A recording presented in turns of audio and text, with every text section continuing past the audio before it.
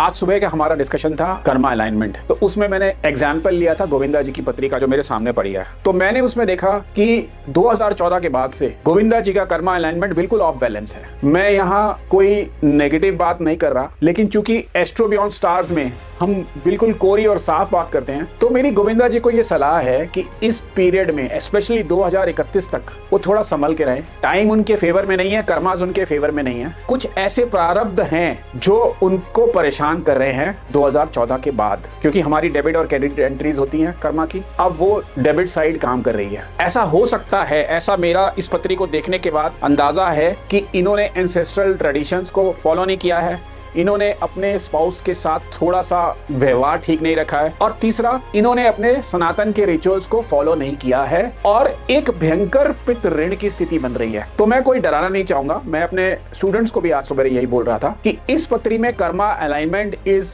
Pre requisite till 2031। 2031 के बाद इनका गोल्डन पीरियड स्टार्ट होगा फॉर 7 ईयर्स। लेकिन उस पीरियड तक पहुंचने के लिए इनको सावधानियां रखनी पड़ेंगी, इनको इंजरीज से बचना पड़ेगा, इनको एक्सीडेंट से बचना पड़ेगा, इनको से बचना पड़ेगा। उसका सीधा और साधारण कर्मा अलाइनमेंट के मैं 3 सूत्र इनको बता देता हूं।